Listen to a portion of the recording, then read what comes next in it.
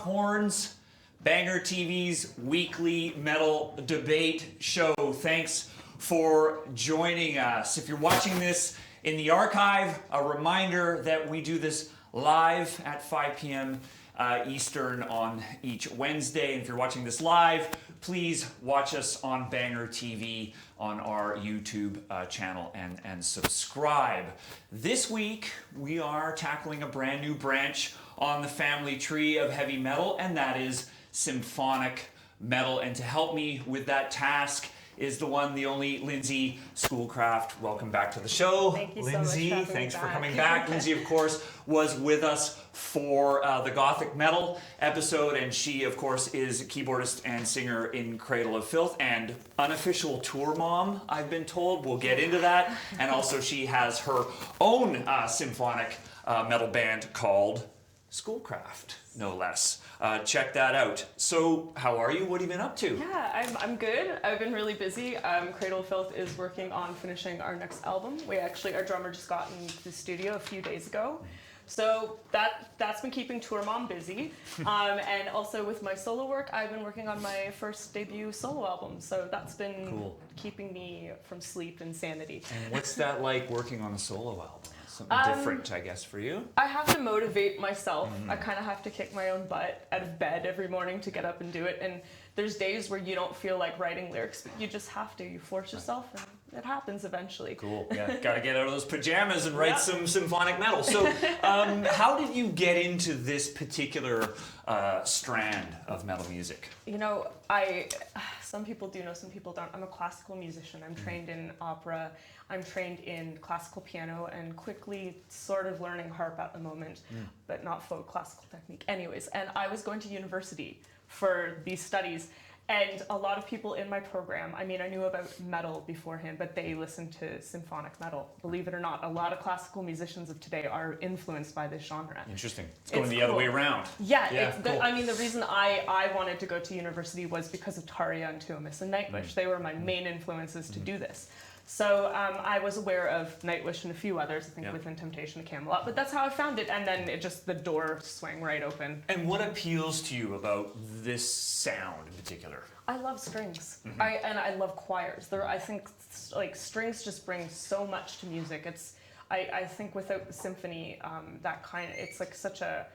Without it, it's like humanistic. It pulls so much emotion. With whether it's a film score, or classical, or the genre of metal, and the fact that metal can bring that and it can work so well, I think that's glorious. And most importantly, it just makes it that much more epic. Oh yeah. Being epic is very important in the land of heavy metal, as we all know and agree. Well, and as all of you know as well, this show is about the chat. We want to hear what you have to say about symphonic metal, and I want to give a shout out to everyone joining us from around the world. We've got a truly global audience yet again for Lockhorns this week, brought to you by the letter B. Belgrade, Serbia, Belgium, Berlin, Illinois, Bogota, Colombia, Bozeman, Montana, Brazil, and British Columbia, and also places not beginning with B are Australia, Finland, Germany, Guatemala, Netherlands, Portugal, Saudi Arabia, and Slovakia. Welcome all. Cool. A symphony of voices. That's my first bad joke of the show. And joining us, of course, is the one, the only Lisa Lassour. Hi. Hello, Lisa. We also have Barcelona, more bees. And Barcelona. Lisa, as you know, keeps us in line on Lockhorns, and when she makes this sound... B for bell. B for bell.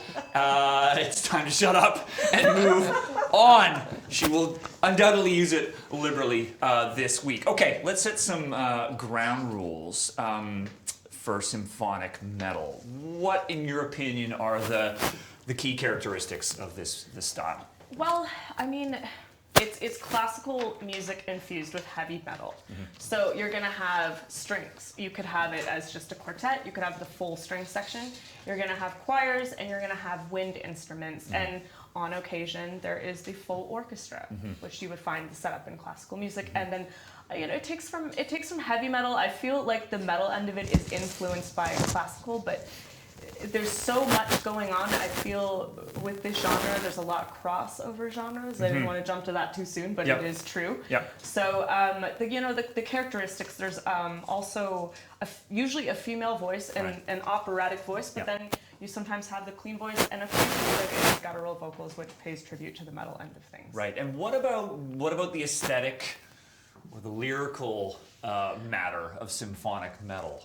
It's in different languages sometimes, and it's usually fantasy-based or personal-based, I find. That's where I kind of see it. I don't know if it's symptomatic to world issues. Sometimes it is, sometimes it's historical. We've seen Within Temptation do that in a few songs too. Yeah. So. Cool. Well, there's a bit of crossover here, obviously, with power metal. We've done a power metal episode on Lock Horns, as well actually as symphonic black metal, which is its own beast unto its own. So undoubtedly this week, I think we're going to see a lot of sort of tangling of genres, and maybe we'll even create some new sub, or maybe we're into sub genres. I'm not quite sure. But anyway, beyond laying some ground rules for exactly what symphonic metal is, we like to kick things off with the band that you would consider to be the legend of symphonic metal. In other words, symphonic metal would not be here if it wasn't for this artist, and frankly, we couldn't possibly put this artist anywhere else on the tree. Who is that? Okay, this was a lot of pressure to put on me because this is really difficult because I'm a huge fan of this genre. I embrace all the bands that come through, but I have to say, and I mean, I can't see the trolls right now, so that's my vision's really bad. So sorry if anybody. It's erupts. Symphonic metal. We're gonna have some trolls. Anyway, carry it out. Yeah. I'd have to say. I'd have to say Nightwish. Okay. They're so important. They are a key artist because they brought it kind of to the mainstream. They did so much, and I have to pay tribute to mention Pip Williams, because if it wasn't for him, they wouldn't have that bombastic symphonic sound. They pay tribute to classical.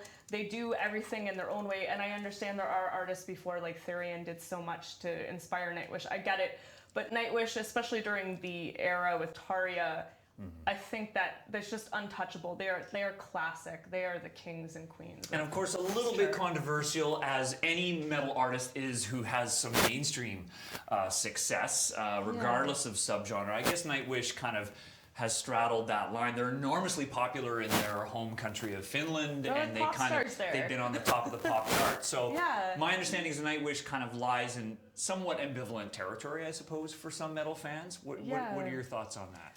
Like when you say that, that territory, what do you mean? Well, I mean in the sense of like, are they a credible metal band? Are they, copying to mainstream popularity? What's your opinion? I think they pay tribute. I mean, they stuck to metal. They started as metal. They did they did a really good job with metal, and then they transformed into this huge symphonic sound. And I think, you can't say they weren't metal, and you can't say like they're.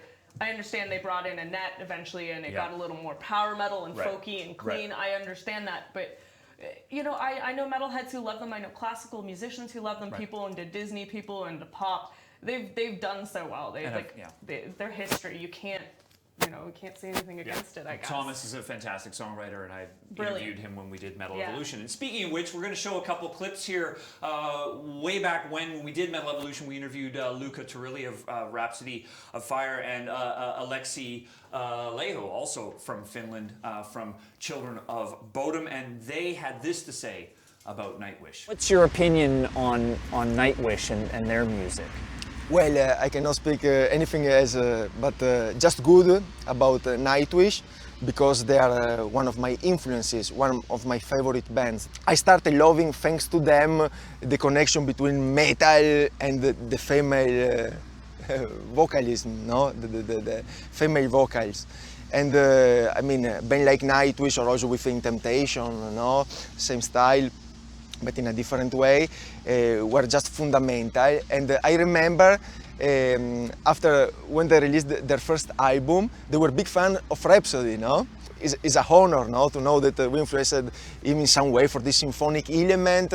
But then he developed his style in a grandiose way, majestic way, and brought really Nightwish to sell over 1,500,000 copies with just one album. Nightwish were absolutely fundamental, no, for the fact to have introduced this music to a different audience, no, including also the female, the women, girls, whatever.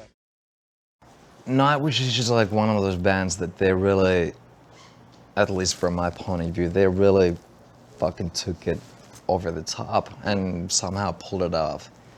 Thomas, I mean, he's a brilliant fucking songwriter for sure. And it was something different back in the day, you know, like having that whole like symphonic thingy going on with the, well, I guess, you know, what they had was like opera vocals or whatever. They don't have that nowadays, which from my point of view is a lot better, to be honest. But they seem to have inspired a lot of new bands. I mean, like on Finnish radio and stuff like that. I mean, there's like tons of bands that you can tell that they've been definitely listening to a lot of Nightwish. So, and you know, it's like, you know, when they play live nowadays, I just saw them a year ago. They played a stadium, like it was 20,000 some people, you know, fucking huge. And yeah, yeah, you just can't deny it, you know. It's pretty awesome. Yeah, so a couple of prominent musicians there agreeing with you that Nightwish is an enormously important band for metal in general, but also sort of really kind of setting in motion this specific style of metal. And we're going to go to the board because I think we've got some people agreeing out there on the internet. Here we go. Guitar Bro 221. Yes, Nightwish, the definitive symphonic metal band. All caps, always kinds of makes the point. Raphael Fireblade. There's a good title for an album. Nightwish might be the most important band in the genre. They influence bands like Lacuna Coil, Evanescence, Tristania, and many more. And their album Oceanborn is an essential album in the genre.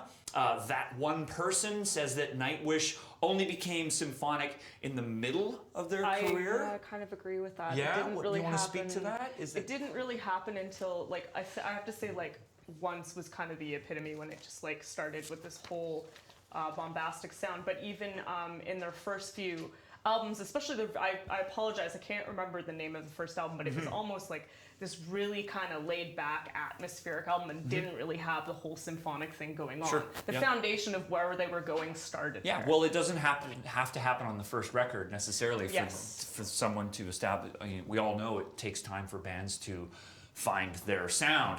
S. Potter says Nightwish is a must on the list. They were one of the first few symphonic metal bands, and Tarja's vocals really opened the door of possibilities of vocal ability and genre clashing. And Adam Harding says that Nightwish can be seen as the pioneers of the genre, originating primarily from power metal, and Therion originating from death metal. Epica are currently the frontrunners of the genre without a doubt, blending power, death, progressive with classical music. They're keeping it alive right now. And I'm not being biased. Everyone knows I'm friends with them. But I was a huge fan before we were friends. Mind y'all. Right. So I guess Therion is a band that's coming up there. And Lisa, we've got some comments on the board. People sort of vouching for Therion. What's your opinion on Therion? I think they're important. They are. I feel that if it wasn't, for Therion, there would be no Nightwish. They are, and what they've been doing. They've been doing it for a long time, and they really, really do pay tribute to the classical element. They really keep within the theory. Right. Cool. Well, here we go. Thrash Maniac 99 is back. Therion is the band that invented the genre with the album Theli in 1996 by combining metal with classical opera and orchestral elements, and also Dan Swano's voice on the album was incredible, like my bloodbath, but that's a different episode. 1MQ, Therion should be on top. I consider that most of the bands in this chart are influenced directly by them. And Horror Master says Nightwish is like almost the second coming of Therion. If it wasn't for Therion, Nightwish would never happen. So there's a bit of a dueling, if we will. Maybe these bands deserve to be put side by side, even though you think they're the legend. I had to pick. You had to pick. I respect both equally, but you made me pick one, and that was so really tough. So Canadian. So polite. But yeah, but you do feel that Nightwish is the legend band? I think they just brought so much influence. I think what Tarja did with her voice, and there are so many bands even already in the genre that just they mention Nightwish more, and it's what you do with your art. And I don't even think they knew kind of what they were doing in the beginning. They were just going for it. Only halfway through the biography right now, but anyways.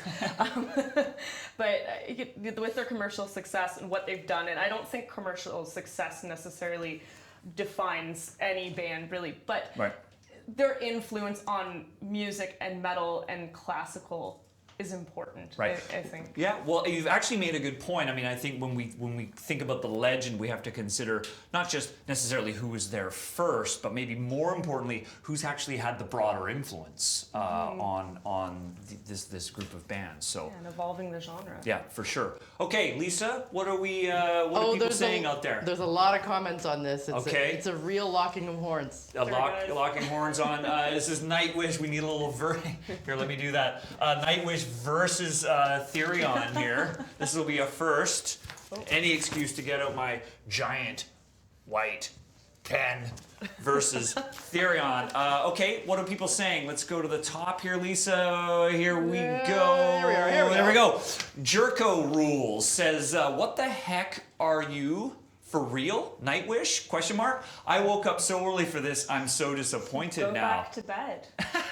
Oh, those fighting words. None of us have slept either, so bear with us, okay? Arthur Felipe Castana, Therion wins Legends to me because of their length, starting earlier than Nightwish. So some people feeling that, chronology trumps influence, perhaps. Sandman 1201 says Nightwish is to symphonic what Metallica is to thrash. Not the first one, but certainly the most well-known. Okay, and Raphael Fireblade, Therion is king and Nightwish is queen. That's maybe cool. A contender for comment of the week there. So clearly some debate. We're going to put them side by side for the time being. And then let's get into some other bands, Lisa. Yeah, this is one I pulled out especially for you because I think you might have an opinion on this, actually. Right. It's my one chance to have one opinion on a show from Symphonic Metal. Not my strong suit. Here we go. Dominic von Riedemann says, I would place Celtic Frost, and Believer as pioneers of the genre. We also can't ignore Waltari and Rage, who released symphonic metal style records well before Nightwish and Therion debuted. So I suppose maybe the Celtic Frost reference is here because of Tamega Therion, the Celtic Frost album. I don't think it has anything to do with that abomination called Cold Lake. Sorry, Thomas, we've talked about it. But anyway, Celtic Frost does not belong on this symphonic metal chart. I would be rolling in my grave if we put Celtic Frost up here. So that's kind of symphonic. No, it's more gothic. Anyway, Lisa, who else? Well, we have a lot of suggestions on the chat. Okay. But we could also go to Lindsay's guest choice, really shake that up. Okay. All right. So yeah. Not Evanescence. Okay. Keep watching. Don't throw your mouse on the ground. So yeah, each episode of Lockhorns, we once we do the legend, we also give our guest a choice, a band that you think also really deserves to be here. Yes. And who's that for you? That is Virgin Black from Australia. Virgin Black. Yes. Tell me about this band. I don't know this band. I'm surprised nobody really knows about them. They are doomy. Yeah, they're definitely doomy. But they have the full orchestra going on. They've got choirs. It's slow. It's really, really dark. But it's glorious and beautiful what they do. They've recorded their albums live with the Adelaide Symphony Orchestra. I think it's brilliant. It's a huge influence on me and what I do as a classical composer. And I can't believe not many people know about them. Now, this is a band I don't know about. Is this band here because you think that they're underrated, they're specifically talented? What's the core of it? I for think you? they do symphonic well. Okay. I think a lot of people, if you're into slower, darker music, you definitely would like what they've done. Okay. I don't know what else to say. I think they're important. And I was just told by Lisa, like, put on a band that you'd be sad if they didn't make it to the board. So I'd be sad if I didn't mention these guys today. Well, you heard it here, Virgin Black. If you guys are fans of symphonic metal, which I suppose you are because you're watching Lockhorns, go check it out. Lisa, what else we got here? We got some more bands. Yeah, we have a few comments saying Virgin Black are awesome, mostly new to our viewers. Yeah, okay. But there's a lot of traction going on right now for Septicflesh. Okay, Yes. here we go. Satanica Scriba says, Septicflesh, anyone? They're not simply symphonic metal, but rather use symphonic elements into death metal compositions. A Fallen Temple is a great example of how they incorporate those elements. And Juan MQ says Septicflesh is the best example of what metal can achieve with a full orchestra. And Julian Yep. R, don't feel a lot of symphonic on Septic. Okay. Some debate there, but Thrash Maniac 99, I could make an argument that Septicflesh belong here while bridging the gap between death metal and symphonic metal. While they have death metal vocals, the symphonic influence overlaps their sound. So I agree. What do you think? I totally agree. Yeah. I think Septicflesh is an incredible band, and they do it well. And they are that one rarity that in death metal decided to take that classical element and Right. do it so well. So absolutely, they belong. Okay, I don't think definitely. we have a magnet, so let's get them up on the board. Where is Septicflesh from? Skeptic? Is it Skeptic Flesh? Or is it Skepticflesh or Septicflesh? I'm gonna actually have to get our viewers in the chat to let us know where they're from because Skeptic. We're just gonna. I There we may go. have said that wrong. Okay, Yeah, all right, you know all right. what?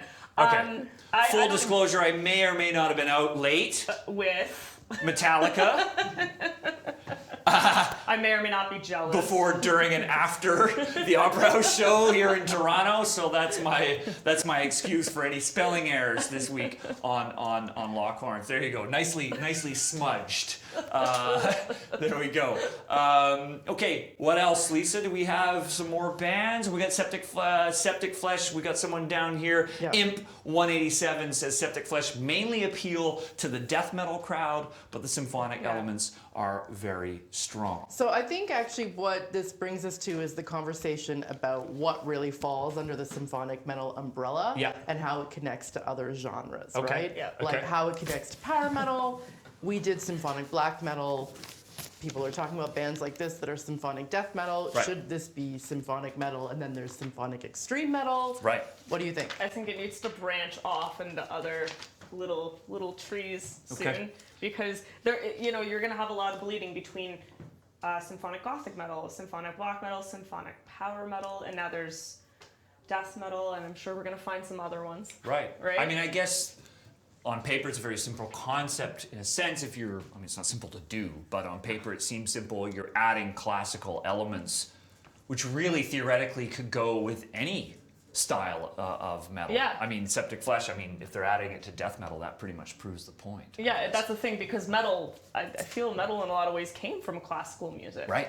Yep. You know, a lot of our well-known genres today did come from classical music, and there's classical influence almost in every genre, which is why I wasn't sleeping last night because I was blowing my own mind thinking about this episode too much. So nobody slept last night for various reasons. But you're right. In Metal Evolution episode 1, we talked about Wagner. We talked about Bach. We talked about Vivaldi. And I found, actually what you said at the beginning of the show I thought was really interesting, that now it's kind of full circle, that metal is coming back and actually influencing classical. That's Yeah. really interesting. There's so many classical musicians out there who say, I came here because of symphonic metal, or Right. I came here because of metal. Right. And technically I did too, because of Nightwish being a huge influence for me. So it's that strange, weird thing that's happening right now. Everything's just amalgamating together. Yeah. Yeah. Well, here we go. What have we got? Have we got other discussion around these blending of genres here, Lisa? Well, here's an interesting question, I think, to follow up on what you just said. Okay. Alex Asau, there are of course metal bands that use symphonic elements that could be classified symphonic metal, but what about the other way round? Bands like Trans-Siberian Orchestra, Apocalyptica, or Arion? Wow, Arion? yeah, Arion, yeah. Yeah, Arion. I don't know how to say that. Yeah. We're Canadian, we don't know how to pronounce a lot. Arion, Yeah, they're important too. I was thinking about Trans-Siberian Orchestra last night as well, and I think Apocalyptica does belong up here because they are metal and they are symphonic. They have the use of strings. Like they do, by technical terms, fit in, and I think they've done, like, I respect them and appreciate them so much because they thought outside of the box and they're like, let's just do something and try it. I mean, at first they were covering Metallica, and then they finally brought in the drummer, and I think what they've added is so important. And I know a lot of people who listen to these bands, and more bands are going to be put up, they also enjoy Apocalyptica as well, do consider them metal, but symphonic. Yeah, I mean, I think it's an interesting point. I mean, where else are you going to put a band like this? So And we were weird, talking yeah. before we went live about how they started, just the more pure form of the four cellos, and then they gradually started to add instruments. So Get it's them almost started. it's almost like the reverse of what metal bands typically do. Well, they'll start with the bass, drums, guitar, and then add classical elements on top of that.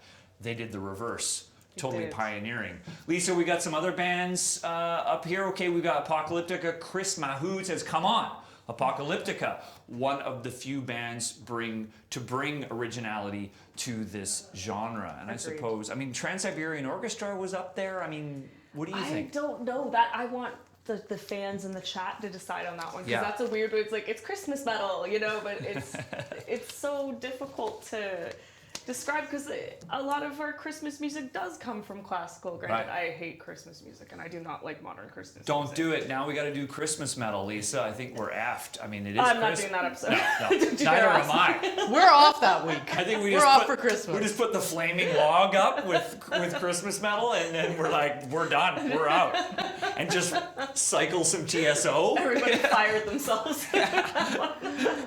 We're out. We're drinking eggnog. Yes, Lisa. I'm putting an end to the Christmas metal Okay, enough. discussion. I've had enough. Right? Yeah. Christmas, We're lucky we have you. Well, we're going to circle back around because we're not done talking about Septicflesh. Okay. And the idea of the symphonic death metal, whether it should be a branch. Excuse me. Also late. Also out late. Yeah. Sounds like I was smoking. I Damaged don't goods smoke. here in Lockhorns. Damaged goods. Anyway, it sounds like we shouldn't have a separate branch for symphonic death metal because there just aren't enough bands. Apparently. Good point. Okay, well, here we go. Thrash Maniac 99 says a symphonic death metal chart wouldn't be huge since there are only two bands I know of in symphonic death metal. They are Septic, not Septicflesh, and it's got a weird title, Septicflesh. Flesh God Apocalypse. Eli Unger says Flesh God Apocalypse has a ton of technical death metal and symphonic metal music that hits you like a wall of music. This is probably the heaviest symphonic metal band out there today. They are the best in the genre, the kings of symphonic metal. And further down, we've got Renata Sousa, who says, personally, I have a hard time considering a band symphonic metal without some sort of operatic vocals. Therefore, I'd say Septicflesh and Flesh God, a lot of flesh, Apocalypse, are definitely just symphonic metal-ish. Yeah.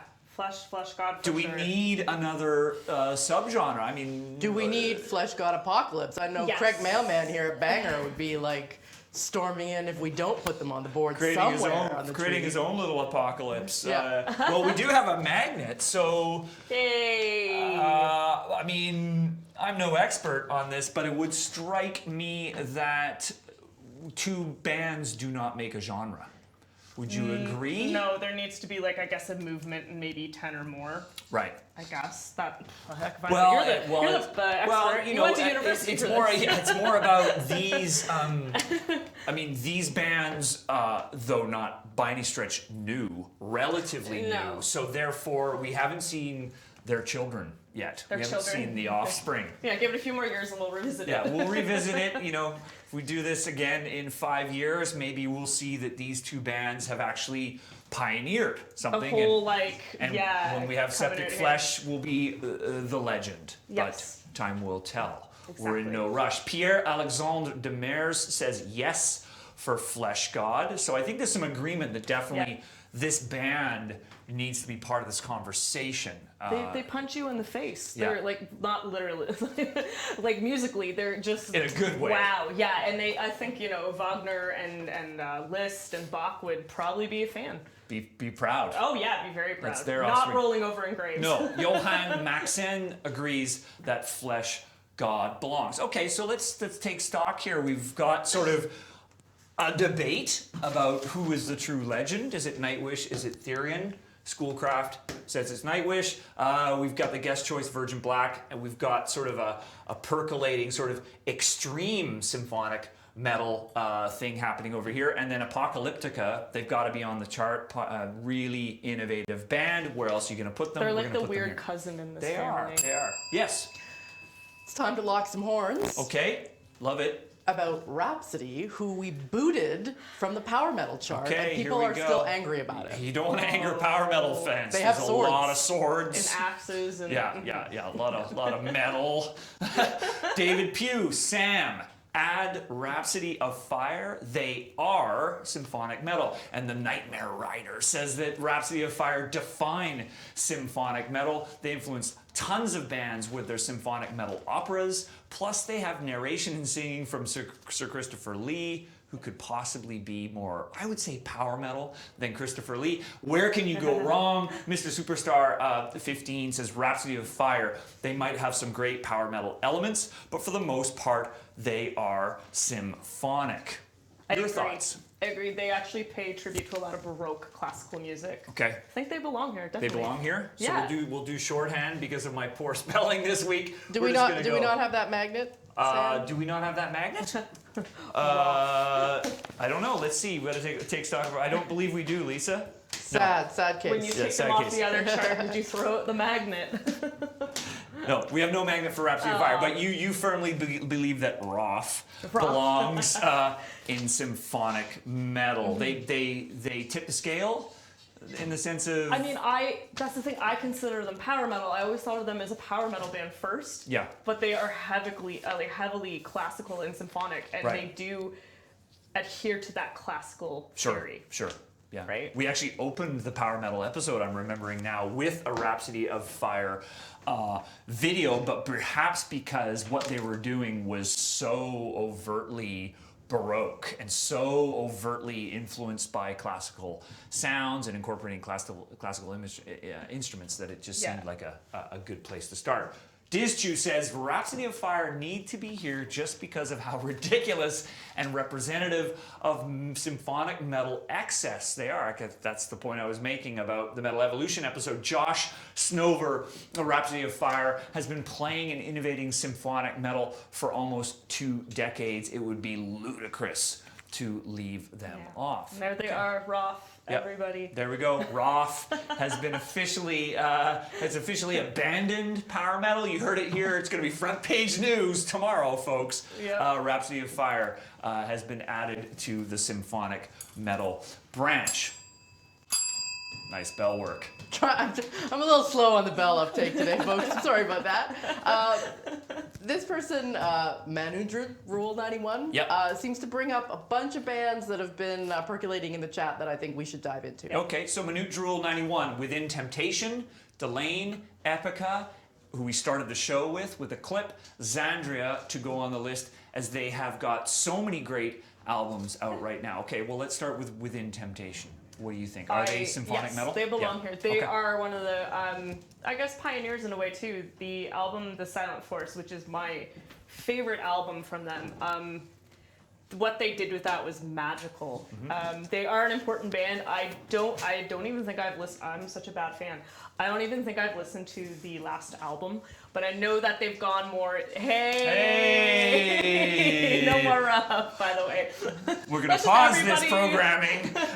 Look how beautiful that is. Yeah, we're gonna cover Roth. We got Rhapsody of Fire. Sorry, Within okay. Temptation. Let's Back to straighten this Within magnet. You can tell Temptation. we're both neat freaks. It's like straighten the I magnet. know, and you tell we're both tired. So sorry. Yeah, Within Temptation. Important. Yeah. They, like recently they've done, I think they even have a song with Exhibit, the rapper. Like Okay. they wanted to experiment. I actually met Sharon Denadel now backstage on a Cradle tour, and I tried really hard not to fangirl. Well, we got coffee together, and I asked her, I'm like, are you still going to continue with the classical elements in the orchestra? And she says, I feel that we've done everything we can with that, and it's time to move on. And I can respect that. I understand sometimes artists just feel and bands feel they need to move in a different direction. Fair enough. Fine. Yep. But they are very important, especially I feel Mother Earth was kind of in the Gothic realm, but it was still symphonic, and then you had the Silent Force and the Heart of Everything, and those two albums are just wow. Okay, we've got some allies out here. Raphael Fireblade says that Within Temptation belongs here for their album Mother Earth. Yeah. They were the first band to add Celtic background and elements to symphonic metal inspired by the movie Braveheart. Brilliant. Yes. Chris Westbrook, hell yeah. No, they're not symphonic metal. But anyway, hell yeah, Within Temptation. IMP or IMP187 says that Within Temptation have stopped symphonic metal with their 2012 release. It's more pop metal now. Well, I mean, that was my question. Yep. Are they trying to make a run for the Nightwish spot of being like the most well-known global band breakout from this genre? No. Like the guests they have on these records are very outside of metal. Yeah, that's why. What does that say? Holy closet Within Temptation fan. What sorry, anyway. I didn't say I liked it. I said I was curious and confused. Curiously observant for someone who doesn't like the band. What are your thoughts on that? Are they courting the Grail? I guess. I mean, a lot of fans say, and I'm just quoting the opinion of a lot of people I've met, people I know who are fans. They kind of did go into that mainstream direction, and I mean that's their choice. If that's what you want to do with your career and your music, fine. But we can't say no, they didn't contribute anything, because clearly they did. I mean, I think the Silent Force was groundbreaking because it was classical and symphonic, but it was like Celtic. It had some of those modulations and modes in there, and it was unreal. So we can't deny that. We can't. But now, I mean, it's open to anyone's opinion. My opinion doesn't really matter. I'm just a fan of the classical Lisa stuff. and I are just here to stir the pot. I'm like, dude, Nightwish, jump the shark. Did Within Temptation, jump the shark. Anyway, David Bania says, do you think there's a reason why so many... Okay, new topic. Do you think there's a reason why so many women are concentrated in symphonic metal? Right, and that is with the operatic voice. Yeah. And there's not a lot of guys who can do it. There are men who have done it, obviously. But it's kind of like what is expected, the harsh male vocals and that airy operatic female vocal. It's just, that's where the whole female-fronted metal label came from, which I don't agree with. It's kind of like gent. It was just a fan-made name, and it's silly. Right. It actually, Wikipedia said that it should be stated as operatic symphonic metal. Ooh, plot is thickening. Yes. My head is spinning with possibilities. So yeah, it's always been there. I understand that. But there's male sopranos. Yeah, there is. I know. Like, why? Why do we gotta, tunnel vision this and categorize it? I don't know. Well, it brings to mind for me the bass player from Dimmu Borgir, of course, does those high symphonic vortex, parts in the Dimmu songs, which at least initially was something no one else was doing, and it added a totally different layer. But that's black metal, more my game. We won't digress. Stick to symphonic metal. Okay. New bands. Yeah, so we're coming up to like the last 5 minutes of the adding bands. So you need to get your arguments ready and really make a case for who you want on here. A couple of people have asked us about Haggard. Okay, here we go. Haggard, kind of how I'm feeling today. Fritz Kumerer says, I gotta go listen to some Haggard, I think. Haggard should be on the list. Well, thank you for that. Hannah Klein, Haggard should definitely belong up there as they literally combine classical music with heavy death metal and work with female vocals in addition to gutturals. Just check out their concept albums Awakening the Centuries and Ipur Si Mauve. So good. My Latin is terrible. That's symphonic metal. And Bill Nightbloom says that Haggard needs to be on this list. Tell me about Haggard. I don't know this band. Haggard, well, I know they're big in Mexico, I think. That's what I've seen, anyways, on YouTube. But they are an important band. I believe they started very heavy, and then they started to add in the classical elements. But they pay a lot of homage to medieval classical music. Okay. And that is something that not a lot of bands today are doing with the chanting and the Gregorian style melodies and singing, and they do it well. They're incredible. There's something, if you want to enjoy like a symphonic metal band that's different that you haven't heard of yet, you should definitely check them out. So just to be clear, it's interesting when they say medieval, that's more, they're using the Gregorian stuff rather than sort of our typical kind of Baroque Bach kind of sound. Yeah, and even some traditional old instruments that maybe we would be considered folk, but they're classical. And Right. it's all over the place. It's so cool. Bring out your harpsichords. Yeah.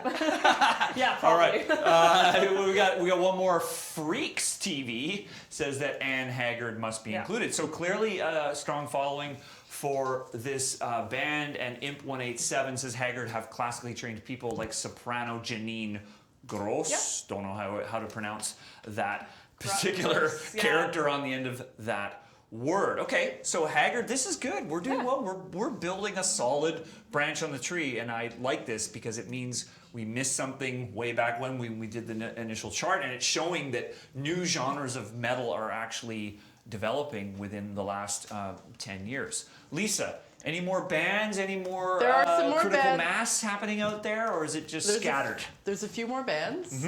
There's a few more contentious bands. Okay. But I like this comment, last comment about Haggard. That one person says Haggard has like 20 orchestra musicians within their ranks. They don't show up with a backing track live. No, they They don't. go all in with the whole fucking orchestra. They're purists. Yeah, I like it. I like it. They should just call an album Whole Fucking Orchestra and just own that shit. Okay, so we've got Haggard. Got a few magnets in behind me here, but I don't want to be presumptuous and add them unless people think they should be here. Okay, here we go. Snowflake APD says, how the F are Epica and Delane not on the list yet? If they don't get added, I'll shoot my balls across the ocean using a cello. I think I We want have to a see winner. that. I want to see, you are a special little That's snowflake. not an album title. That needs to be right now. Okay, we opened the show with them, so in theory they should be on here. Yes. Epica. Absolutely. Tell me about Epica. Again, like what they have done with their music, the history. Mark Jensen comes from After Forever, R.I.P. What they did is they just took classical music and they made metal out of it, and they did it so well with Simone's voice. They have Mark's growling. They've used choirs, Gregorian chant. They just use everything, and they do it in such a beautiful way. I just have so much respect for them. Very cool. I'm trying not to gush too much. I really am. Big fan. Fangirl moment. Fangirl moment. S. Potter, I think, agrees. Combination of classical and film score style symphonies. Strings have been with them since day one, and they have truly made epic music. It's in the name. It is. They own it. Matthew H. says, yes, Epica. That one person says, Epica, yes. Delane, no. Talk about Delane. Oh, this is so tough for me too. Delane they are under this umbrella. Like they had Lucidity, they had April Rain, all symphonic. They've had guest stars from Nightwish. They had Marco singing. They've had Sharon singing. I mean, they've had such a history. I listened to the new album today. I did because I'm like, sorry, Charlotte, I'm not a very good friend sometimes, and I was like, okay, people are saying there's this big hubbub, like little commotion in the community saying, oh, new Delane's not symphonic, but it is. I listened today and I'm like, oh, that's orchestral. It's done well. I understand Charlotte's voice is not as operatic. It is in areas, but she's got her own unique voice, which, you should move forward and do something different. So is that the case for why Delane might not be a symphonic metal band because of the changing vocal style, or are there other things? Why would there be some debate that Delane I think should maybe not be here? There was, I don't, the fans need to answer this, I apologize. Yep. Because Tour Mom's been on the road and living under a Tour rock. Mom works hard. Works so hard, doesn't know what's going on in the world. Yep. I believe there was a few songs and a few albums where there wasn't as much orchestration. Okay. But they did come from that. So, Right. I mean, I think Delane should be up here. We're putting them on. Because until otherwise they are part of it. ruled. And that one album, Lucidity, is just... It is, I consider it a symphonic metal album. No, they're not anymore. Maybe the last few releases haven't really had it, but they definitely were, and they were important to it. So Okay, well, Delane has been added. If you disagree, yeah, tell us. speak up. We're running out of time. We have one band left that seems to have come up from behind. Well, people have been talking about them the whole show, and I haven't got to it yet, but it seems that we can't let it go without Camelot. Yeah. Okay, well, Camelot, here we go. Ramin Farnoosh, Camelot, WTF. Scott Macedo says Camelot should definitely be on the list. They have the string and orchestral elements and is heavily based on melody rather than aggression. Birds elope with the sun. Oh, an agonist song. It's hangover music, that would be for me. Camelot is a hard one. They started out as purely power metal, but their most well-known albums, Karma Epica, The Black Halo, and Ghost Opera, are among their most symphonic stuff. And lastly, The Nightmare Rider says every Camelot album sounds like an opera in and of itself, and one of the more unique symphonic metal vocalists. We've actually got one more. Josh Snover says Camelot's influence, longevity, and consistency cannot be ignored as far as modern symphonic music is concerned. Many modern bands within the last decade have taken a page out of their book. Now, I think we had Camelot on the power metal chart, if I'm not mistaken. Tell me about Camelot. You agree they should be here? I think so. Yeah, Yeah.